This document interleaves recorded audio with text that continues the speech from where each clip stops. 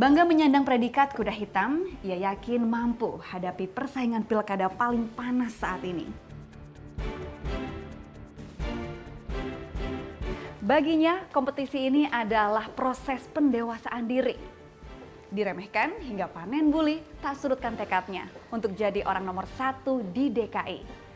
Simak perbincangan saya bersama Agus Harimurti Yudhoyono dalam Satu Indonesia.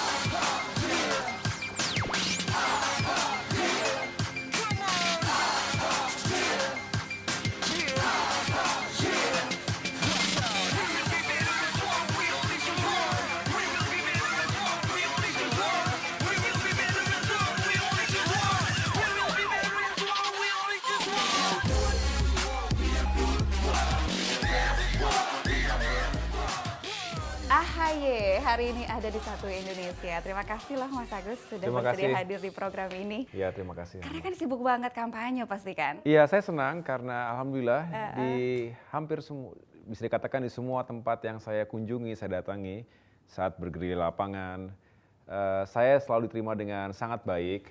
Secara langsung saya melihat kondisi lingkungan hidup mereka, mendengarkan aspirasi, mencatat apa yang menjadi keluhan mereka selama ini. Tentunya secara emosional saya langsung juga memiliki ikatan dengan warga, terutama mereka yang selama ini merasa terpinggirkan, termarginalkan.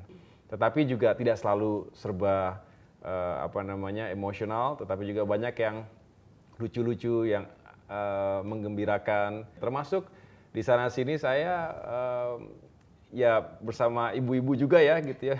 Ada yang cubit saya, bahkan ada yang gigit tangan saya juga gitu. Tapi saya anggap itu sesuatu yang natural, tidak dibuat-buat. Dan saya senang, saya merasa sangat senang karena artinya itu tadi mereka excited dan juga ada kerinduan yang mendalam hadirnya pemimpin di tengah-tengah rakyat langsung. Nah, ketika terjun ke masyarakat begitu menjadi lebih dekat dengan mereka, mungkin kalau masyarakat lebih awal mengenalnya dengan istilah blusukan. Nah, kalau Mas Agus ini istilahnya kan gerilya. Ini kok rasanya nggak jauh-jauh dari aroma militer ini? Apa jangan-jangan belum move on nih? Saya sudah move on tentunya, karena saya juga sudah langsung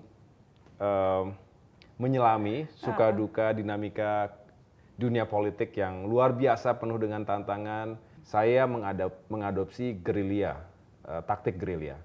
Gerilya itu adalah sebuah taktik yang biasanya dilancarkan oleh pihak yang kecil melawan pihak yang besar. Dalam hal ini saya sebagai penantang, saya diremehkan sebagai underdog atau kuda hitam gitu melawan petahana. Artinya sudah well established selama 5 tahun dengan segala network yang telah dibangun dan kekuatan politik lainnya. Nah, saya tidak berkecil hati, tetapi justru saya gunakan taktik gerilya yang jika diterapkan dengan efektif itu bisa mematikan, bisa artinya memenangkan pertempuran dan bisa memenangkan peperangan. Tapi kan lawan Mas Agus ini bukan cuma petahana, ada satu pasang lagi. Nanti jangan-jangan selalu fokus sih ngalahin petahana yang besar begitu, sudah terlanjur besar, nanti lupa. Saya tentu semangatnya kan kita sama-sama challenger nih, sama-sama penantang ya. 1 dan 3 ini kan sama-sama penantang terhadap 2 begitu. Tadi yang saya ceritakan, taktik gerilya itu secara spesifik saya gunakan untuk konteks yang tersebut. Kedua. Begitu. Nah, kalau berbicara soal pilgub sekarang, ini kan kayaknya berbeda dengan pilgub yang pernah ada gitu. Banyak bilang pilgub rasa pilpres gitu kan. Mas Agus pernah menyangka tidak akan sepanas ini pilkada? Saya tentu tidak menyangka bakal bisa dikatakan panas, kemudian kisruh dalam arti banyak sekali dinamikanya begitu. Dan saya sudah barang tentu dari awal mengatakan saya siap masuk ke dalam sebuah kompetisi politik yang begitu dinamis. Tapi saya tidak menyangka bakal seperti ini begitu. Sorotannya luar biasa. Banyak sekali faktornya ya. Tentunya dengan isu-isu lain yang saling semua dikait-kaitkan. Jadi apapun yang terjadi di negeri ini dikaitkan dengan Pilkada DKI Jakarta. Memang lucu bagi saya, menggelikan. Karena seharusnya banyak hal yang bisa diletakkan secara lebih tepat lagi. Jangan melulu apa-apa yang terjadi di negeri ini dikait-kaitkan dengan Pilkada DKI Jakarta. Termasuk dengan soal dugaan titipan pesan dari ayah, dari Pak SBY untuk Ketua MUI, begitu itu ramai sekali jadi perbincangan. Mengganggu itu Mas Agus? Menggelikan. Menurut saya cara-cara seperti itu, fitnah tanpa dasar yang jelas, membuat gempar sana sini, sensasi gitu ya, hanya untuk mendapatkan perhatian dan atau simpati publik. Ingat, masyarakat sekarang sudah sangat cerdas dan punya hati. Mereka salah hitung kalau menganggap dengan cara-cara seperti itu akan mengganggu saya, akan menghancurkan upaya saya untuk berhasil dalam Pilgub DKI Jakarta. Tidak sama sekali. Jadi menurut Mas Agus ini adalah murni, aromanya politis sekali. Begitu? Oh iya. Dan tidak terbukti. Dan kalau terjadi betul penyadapan, itu menabrak undang-undang. It's a crime, kejahatan, pidana begitu. Jadi kalau kata-katanya Pak SBY menelpon untuk mendesak apapun itu yang kemarin diceritakan, itu tidak benar. Saya datang ketika itu benar-benar untuk memohon doa restu dari para pengurus PBNU, ya, dan tentunya ingin meminta nasihat, wejangan dalam perjuangan saya di Pilgub DKI Jakarta ini. Kemudian dikait-kaitan dengan hal-hal lain, saya pikir itu tidak masuk akal dan sekali lagi itu hanya berupaya untuk membentur-benturkan sesama anak bangsa. Salah satu PR, pekerjaan rumah yang harus segera diselesaikan oleh gubernur terpilih di Jakarta nantinya adalah melakukan rekonsiliasi. Masyarakat kita sekarang ini seperti terpecah-pecah. Ada sekat-sekat di sana sini, saling curiga. Kita harus kembali mengingatkan diri kita semua sebagai bangsa bahwa kita bisa besar karena kita bersatu.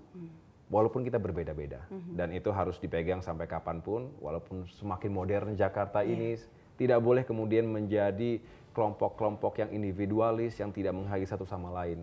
Kita harus maju, saya sering mengatakan kita harus maju semakin modern, semakin berkelas dunia, tetapi tetap memiliki karakter dan berjati diri, ataupun mengakar pada jati diri bangsa kita. Oke, itu pesan yang berharga. Yes. Baik, Satu Indonesia masih akan kembali masih bersama Agus Harimurti Yudhoyono. Jangan kemana-mana. Target kan pasti menang 1 putaran nih. Kalau 2 putaran, kira-kira prediksinya Mas Agus berarti lawan siapa? Saya tidak ingin berandai-andai, saya hanya ingin fokus untuk menang di putaran pertama ini. Kalau kalah, nanti jadi apa Mas Agus?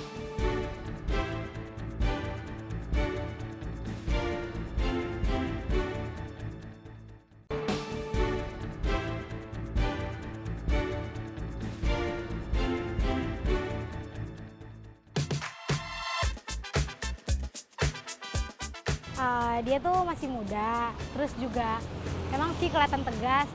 Dari saya lihat di TV itu debat kayak di kemarin debat pilkada itu kayak kurang mantep gitu loh. Agus tuh masih membutuhkan sebuah pengalaman yang lebih untuk jadi seorang pemimpin di daerah sebesar Jakarta ini. Kayak yang kita tahu yang 1 miliar untuk 1 RW kan sepertinya kayak tidak mungkin lah. Tapi di satu sisi dia juga bisa berbaur sama seperti kayak masyarakat yang anak-anak muda, jadi kayak gaul gitu loh. Seberapa jauh Mas Agus dan juga Mpok Silvi menyasar fokus ke millennials? Karena kalau kita lihat promonya di YouTube, itu kan seru tuh, ada gaya-gaya hip hop. Betul. Saya ya by default saya adalah kontestan termuda di sini. Dan saya tentunya sangat senang dalam kegiatan-kegiatan olahraga, kepemudaan, seni, kreativitas, dan budaya. Saya selalu mengatakan yang muda, yang berkarya, yang muda, yang berani membuat perubahan. Dan mudah-mudahan itu juga menjadi sebuah spirit bagi generasi millennials untuk tidak pernah takut mencoba, tidak takut keluar dari zona nyaman, dan tidak takut untuk menghadapi berbagai tantangan. Dan saya mengatakan kepada mereka juga dalam berbagai kesempatan bahwa mereka harus benar-benar bisa menggunakan hak pilih mereka dengan baik. Jangan sampai menyesal kemudian karena golput, kemudian tidak datang ke TPS, akhirnya menyesal. Apa sih karakter warga Jakarta ini yang mungkin membedakan dengan karakter warga di daerah lain? Ya mungkin sangat lugas ya. Warga Jakarta tuh lugas, direct gitu. Kalau menyampaikan aspirasinya tuh langsung, Pak kami butuh ini karena kami, ya ini permasalahan yang ada di tempat kami. Tetapi saya suka karena artinya dengan cepat saya bisa menangkap apa yang menjadi permasalahan dan juga apa yang mereka harapkan dari pemerintah. Target kan pasti menang 1 putaran nih. Kalau 2 putaran, kira-kira prediksinya Mas Agus berarti lawan siapa? Saya tidak ingin berandai-andai, saya hanya ingin fokus untuk menang di putaran pertama ini. Dan saya berharap itu yang akan menyatukan energi seluruh tim sukses dan relawan tadi. Dan saya sekali lagi tidak mau berandai-andai, kemudian di putaran kedua dengan siapa tidak. Saya hanya fokus untuk menang di putaran pertama. Dia kan kalau menang pasti jadi gubernur. Ya. Nah kalau kalah nanti jadi apa Mas Agus? Sama, saya juga tidak ingin berandai-andai kalau kalah. Saya tergolong orang yang optimistis, artinya hanya memiliki plan untuk memenangkan pemilihan Gubernur DKI Jakarta ini.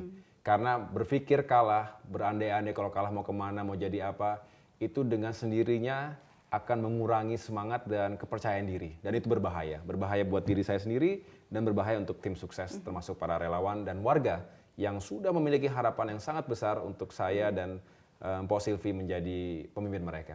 Tapi kan sejauh ini banyak yang mengatakan ya paling tidak nanti akan mengikuti passionnya kemana, gairahnya kemana. Ya. So far Mas Agus sudah ada kemana nih arahnya kira-kira deh? Tentunya dengan masuk ke dalam kompetisi ini kan saya sudah berada dalam dunia politik, tidak bisa terpisahkan.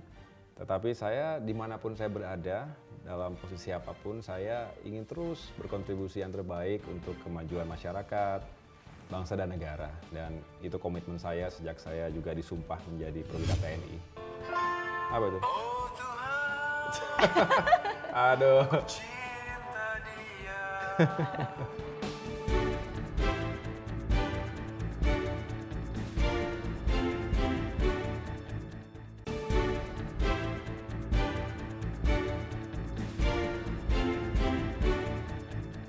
Sosmed. Ini juga jangan-jangan Mas Agus yang bikin suasana pilkada tuh panas karena perangnya sampai ke sosmed tuh mungkin lebih heboh gitu. Iya. Mas Agus menyikapinya gimana? Karena di sosmed itu banyak yang nyinyir, bully, itu ramai sekali. Mas Agus melihatnya seperti apa? Menghadapinya bagaimana? Iya, sebetulnya saya sendiri ya berpendapat bahwa sosial media itu harus digunakan secara bertanggung jawab.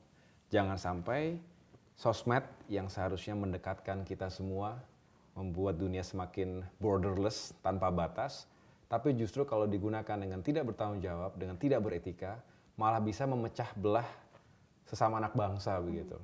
Karena mudah sekali seseorang bisa membunuh karakter orang lain, kemudian menyebarkan fitnah, black campaign, yang tentunya itu tidak hanya meresahkan, tetapi juga menghadirkan konflik-konflik yang tidak diperlukan. Tapi saya tegar, saya tidak terlalu terpengaruh.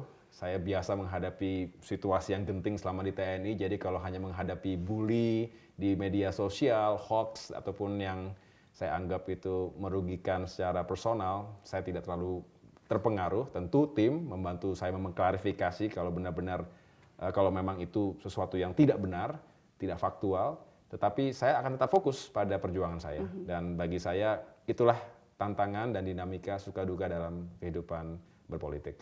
Tapi Mas Agus mengunci itu, kolom komentar di Instagram udah nggak bisa komen lagi sekarang. Itu pilihan saya, itu pilihan saya karena saya anggap itu adalah akun pribadi saya dan saya tidak ingin, saya senang mendengarkan kritik, boleh ditanya oleh tim, kepada tim saya senang sekali, justru saya tanya, apa koreksi hari ini, apa feedbacknya. Saya tantang mereka untuk menyampaikan yang tidak enak. Jangan serba, wah bagus, sudah bagus, nanti kita lengah. Dan kalau lengah itu kita menjadi berpuas diri, padahal banyak hal yang perlu kita perbaiki. Tetapi saya tentu tidak ingin menghabiskan waktu dan energi untuk mendengarkan haters.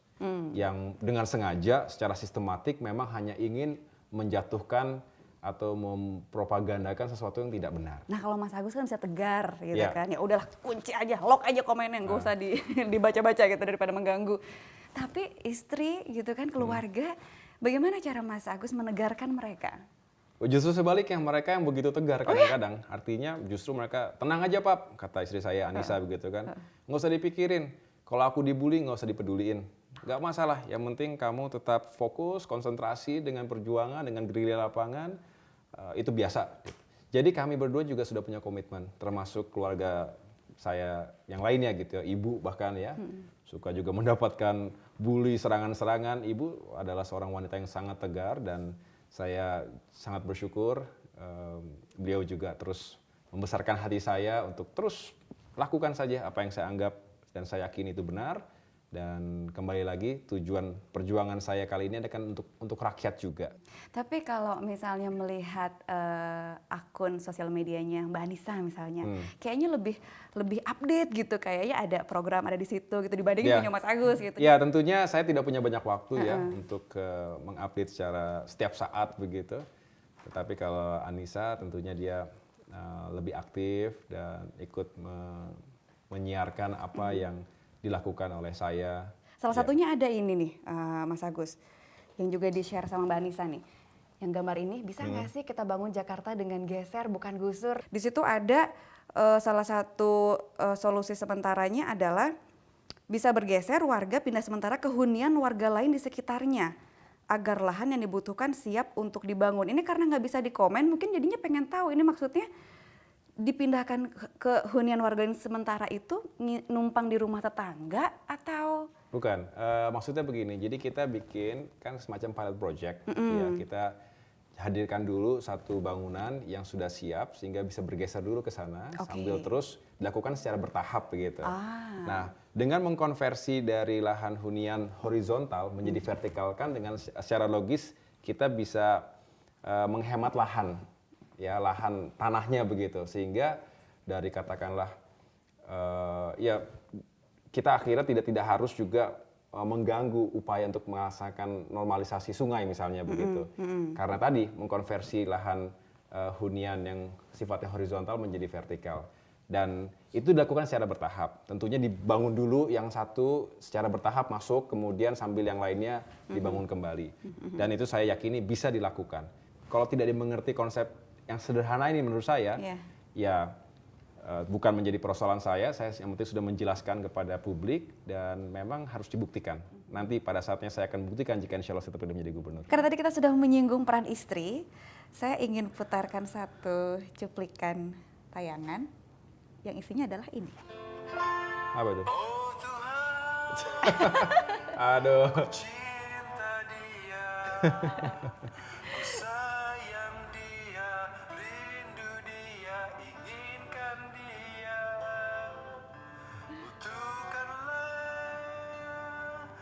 Rasa cinta di hatiku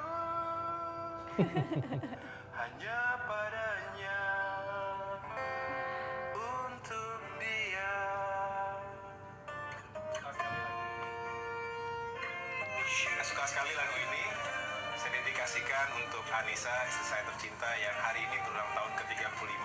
Semoga panjang umur, sehat selalu dan bahagia lahir dan batin. I love you so much. Ya, saya nggak setiap saat romantis, tetapi saya merasa feel guilty lah karena di tahun ini, di tahun 2016 ya, ini kan 2016 November, dalam kesibukan saya berkampanye, saya tidak punya waktu khusus untuk mengajak dia makan malam yang baik, kemudian juga mencari kado yang berkesan begitu. Saya tahu saya punya keterbatasan waktu, tapi saya coba ganti dengan sesuatu yang mudah-mudahan bisa menggantikan itu. Ya, jadi agak sedikit tebal muka, tapi untuk coba nyanyi itu walaupun hanya sepenggal saja, tapi mudah-mudahan punya arti tersendiri buat Anissa. Tentunya pasti satu cerdas. Dalam waktu hanya singkat ini kita cemplung ke dalam politik, tapi Mas Agus bisa belajar dengan cepat, terbukti juga dengan surveinya yang hasilnya juga baik, dengan strategi-strategi yang dia pikirkan juga dari dirinya Mas Agus. Artinya dia cerdas. Kemudian juga dia pekerja keras. Dari dulu Mas Agus itu kalau diberikan tanggung jawab selalu melakukannya dengan terbaik, dengan maksimal. Dan bahkan cenderung dia adalah workaholic. Artinya dia sangat pekerja keras. Ketika dia punya satu tugas, dia akan melaksanakan itu sampai sesuai target, bahkan lebih baik dari target gitu. Pertanyaan terakhir sekali Mas Agus. Mas Agus pernah bilang kalau proses pilkada ini menjadi proses pendewasaan diri gitu. Apa yang berubah kalau begitu dari Mas Agus sekarang? Ya tentunya saya harus menjadi lebih bijak dalam menghadapi segala sesuatunya. Saya kontrol emosi, kita tahu ya dalam luar biasa gitu ya. Saya tidak berbicara hal tertentu, kemudian seolah-olah saya berbicara hal itu.